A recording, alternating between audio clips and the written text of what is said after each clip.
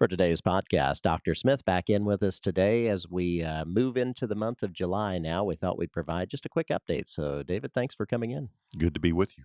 So, here we are again at the beginning of July, but the funny thing is, school will be here in about a month. So, as we all know, summer can go very quickly. So, just thought we'd provide a bit of an update for all of our stakeholders, whether you're parents or students or employees. So, one of the key things we talked about when we initially released our opening plan, which we said would be updated throughout the summer, was talking about those mitigation strategies that will continue. And I thought we'd just start with the one that's probably on people's minds, and that is mask wearing. So let's just start there. Talk to us about where we're at right now as we think about the new year.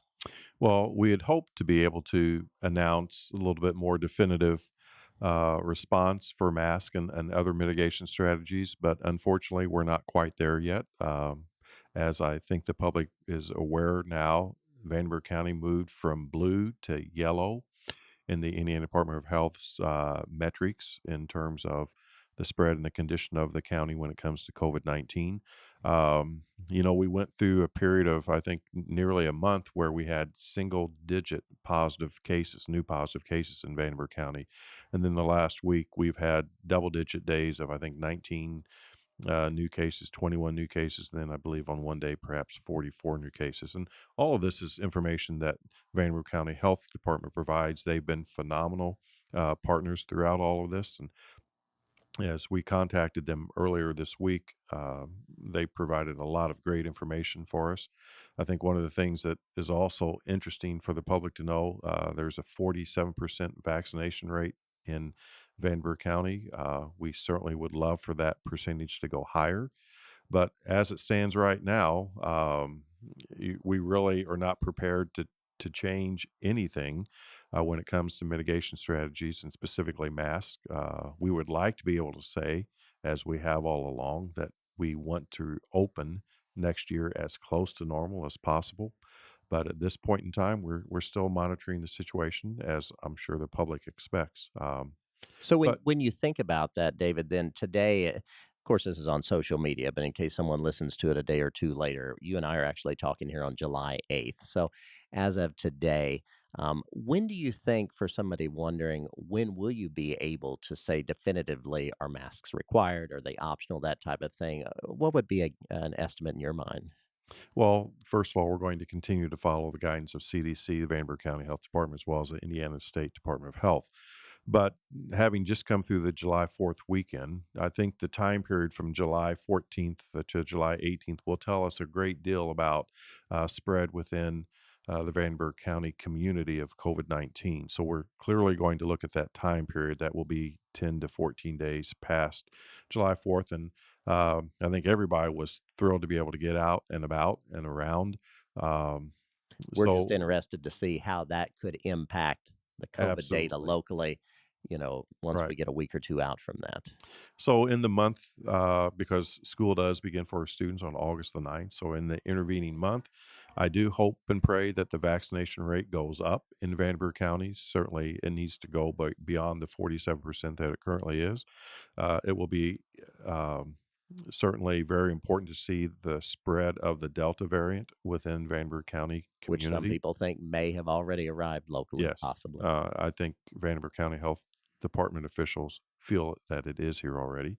I also understand from the Vanderburgh County Health Department that the largest percentage of people that now are testing positive are in the age bracket of 21 to 30. And I think many individuals in that age bracket don't feel the need to get the vaccine. But once again, in order to stem the spread of COVID in the community, if we are able to achieve herd immunity through vaccination rate, as well as individuals that have contracted COVID-19 and then have the antibodies in their system, those two factors are extremely important. And I think it's also interesting to note, Jason, that in the last month, we've had well over 4,000 individuals in our schools, either through summer school or athletic activities that have been going on, certainly our Yeah, employees. that month of June's really busy for so Very, many of very our busy for schools. us. And we, once again, mimicked the community. I think we only had one positive COVID case in the entire month among 4,000 individuals coming and going in our school setting. Once again, as we've said for now well over a year, we need the help of our community. We will mimic what is occurring in the community. Well, So, we're a countywide system, so it would absolutely, only make sense that we would yes. reflect what's going on in Vanderburgh County. So I will echo the plea of Vanderburgh County health officials as we spoke to them earlier this week. Please, if you haven't been vaccinated, please take the time to get the vaccination. That is the best opportunity we have for returning to normal as school opens on August the 9th. Okay. And so, along with that, as you said here in a week or two, we'll be able to have hopefully a better idea. We're also during that time period going to be processing other mitigation strategies in terms of classroom arrangement and how teachers and students interact and that type of thing. Because you and I have been having these conversations for the last year and a half. And again, what drives us is not only to ensure academic success for all of our students, but to do that in a safe fashion for not only them, but for our employees as well. Absolutely. I did want to, before we wrap up here, pull up our website just so people know where to go if they haven't seen this yet. So if you go to evscschools.com, and it's one of the slides at the top, it's also that third button down on the left on the quick link. So if we click on opening plan, that will take us to the opening plan. We presented this, I think, 2.5 weeks ago to our board of trustees. And if we click on that, again, you will see a series of buttons down the right side that covers all of the different topics.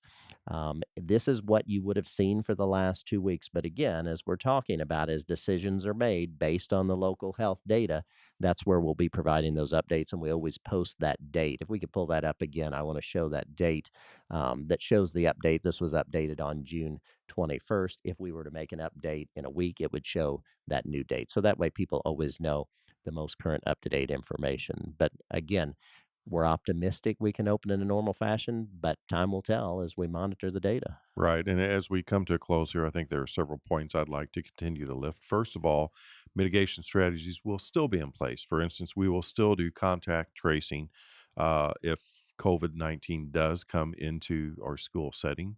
And we are prepared to do that. I think our With our folks school did COVID teams that are in absolutely did place. an exceedingly great job with that Yes. last year, and I think that's why we were so successful in being the largest school district in the entire Midwest to be open each and every day for in-person instruction. Let me say that once again. Please do. Say We're that not one more talking time. just in the state of Indiana, Right. but we're talking in a 17 state region, and I stopped counting at 17. But the largest school district to be open in the entire Midwest for in-person instruction on a daily basis last year during the pandemic. And that is because of the cooperation we had in the community and the outstanding work of our families and our staff. So mitigation strategies will still be in place, contact tracing, those types of things. Um, Secondly, I would implore those students that are actively involved in co-curricular or extracurricular activities, if you want to be able to remain on the team, if there is, for instance, a close contact on the team, if you are fully vaccinated, then you don't have to quarantine. And So, you're talking about high school students absolutely, specifically that are eligible to be vaccinated because that was such a key last year. There was always that worry hanging over any athlete and any other activity for that matter that, yeah, if contact tracing dictated a close contact, you were basically out of commission. absolutely. And the third point is I promise our stakeholders in our community we will continue to be very vigilant in assessing the data as it changes in Vanderburgh County, and that will drive changes in our opening plan. So you can be assured that our opening plan will change. And as you noted earlier, we will provide the date of the changes on the opening plan and then the changes that occur in those mitigation strategies based upon the conditions that are occurring in Vanderburgh County. Once again, EVSC success is wholly dependent upon the success of our community in achieving herd immunity. And we promise that there's no surprises. We're going to share information as we know information, whether it's through social media posts, whether it's through messages to our family on phone calls or texts, through future podcasts. So as we know more, we will share more, especially knowing that as we get closer to that first day of school, we want to make sure everyone's on the same page. Correct.